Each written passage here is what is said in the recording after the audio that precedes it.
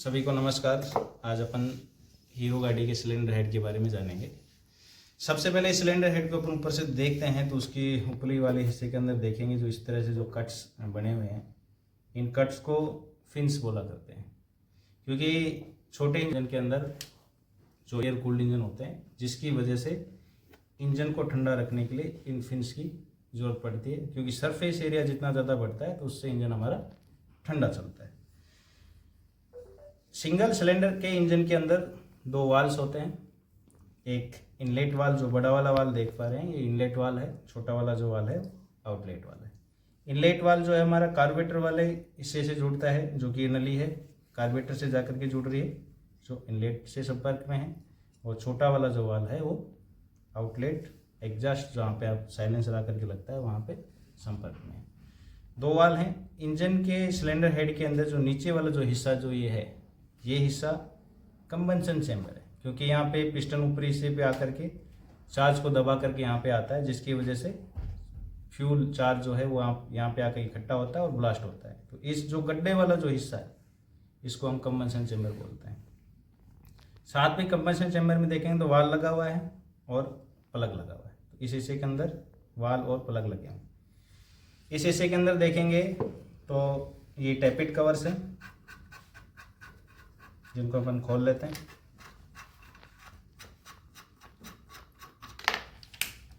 इनको हम रोकर आर्म्स बोलते हैं। ये रोकर आर्म्स हैं जिनसे वाल्व दबते हैं, खुलते हैं और बंद होते हैं, रोकर आर्म्स। इस साइड के प्लेट्स को अपन खोलते हैं 10 नंबर टी से, जो कि आर पार बोल्ट है।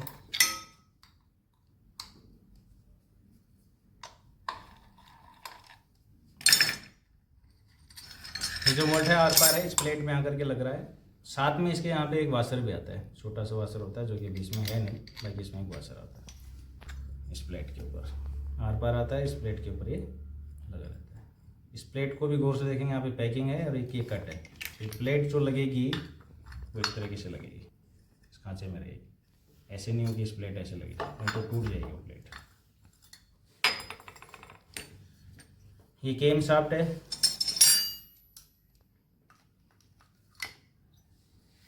केम शाफ्ट को गौर से देखेंगे तो केम शाफ्ट के ऊपर देखो, दोनों तरफ बेयरिंग्स हैं।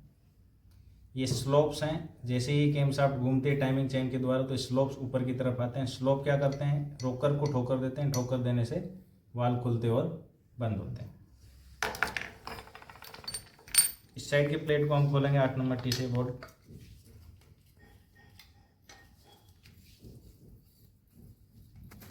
हेड को अगर थोड़ा सा गौर से देखेंगे तो इसमें ऑयल सप्लाई होती है ऊपर।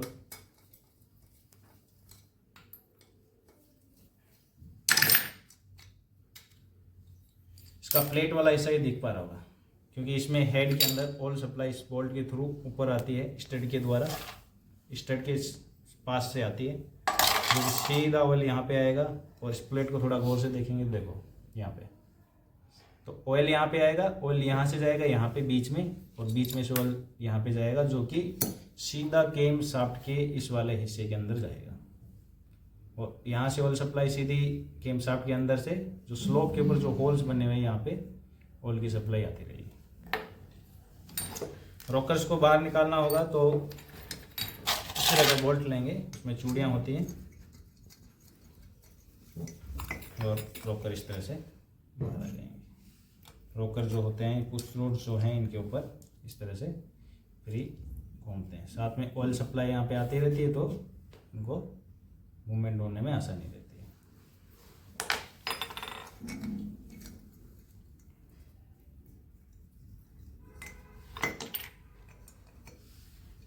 दोनों रोकर इसमें सेम ही साइज के होते हैं, इधर वाले दोनों सेम लग जाते हैं। रोकर के यहाँ पे देखेंगे तो इनको टैपिट्स बोलते हैं और टैपिट नट है। साथ ही स्पार्क प्लग को खोल लेते हैं प्लग पाने से।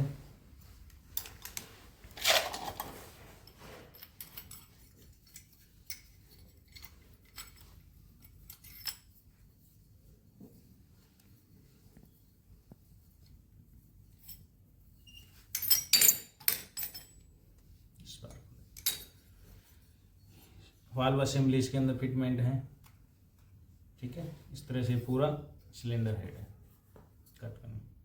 वो अपने क्या करना पड़ेगा, पहले इसके नीचे कुछ कपड़ा या इस तरह से कुछ रखना पड़ेगा। काटर लॉक होते हैं, ऊपर ना निकले उसके लिए अपने को क्या करना पड़ेगा, प्लग पाना लेना पड़ेगा और एक प्लास्टिक हथौड़ी लॉक। ये काटर लॉक। वाल्व असेंबली में देखो क्या क्या चीज़ें आ रही हैं बाहर। काटर लॉक, इसको बोलते हैं काटर होल्डर, जिसके अंदर लॉक फिट रहेंगे। स्प्रिंग, वाल्व स्प्रिंग, किसी में सिंगल स्प्रिंग है, किसी में डबल भी आती है। वाल नीचे की तरफ से वाल निकलेगा। वाल अगर बेंड हो गया होगा तो निकलने में तकलीफ करेगा।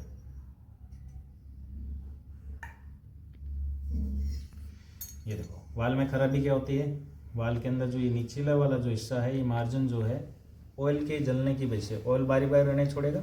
ऑयल यहाँ पे आएगा, जब वाल बंद होगा तो इसके बीच में वो रहने देंगे, जिसकी वजह से यहाँ पे लीकेजिंग बनेगा। और वाल का जो ये हिस्सा मार्जिन, वो हिस्सा भी इसके अंदर घिसेगा, जिसकी वजह से वाल लीकेज होगा।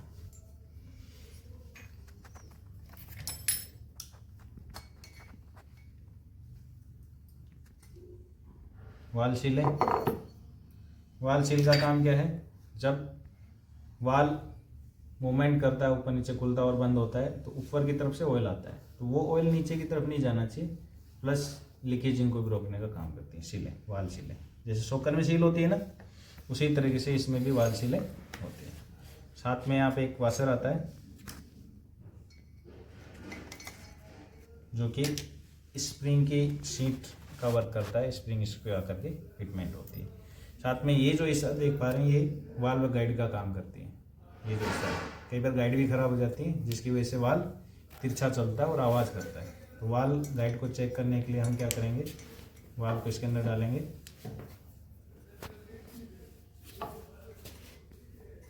और इस पोजीशन पे ले जा करके ऐसे चेक करेंगे। अगर गाइड में यहाँ पे वाल हिल रहा होगा तो हमारी वाल भी गाइड इसके अंदर खराब होगी, जिसके लिए अपने को इसको रिप्लेस करानी पड़ेगी, गाइड भी उसके अंदर दूसरी डालनी पड़ेगी।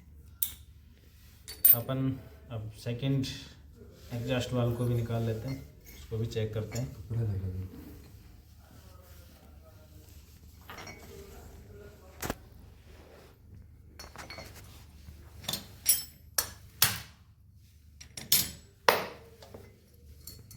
सेम जैसे इनलेट के अंदर जो जो पार्ट्स थे वही सारे पार्ट्स इसके अंदर भी।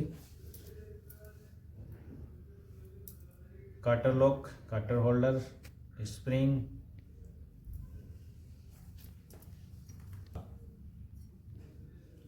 ये एग्जॉस्ट वाल छोटा वाल है और इसमें भी वही मार्जिन और वाल का मार्जिन। अगर इसके अंदर फिनिशिंग में कुछ भी गड़बड़ी होगी तो यहाँ से वाल लीकेज होगा और दिक्कत करेगा।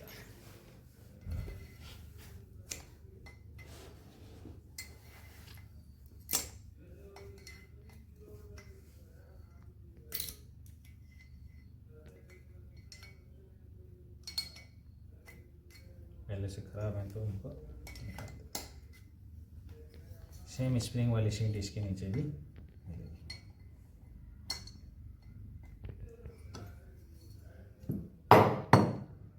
रोकना एक बार।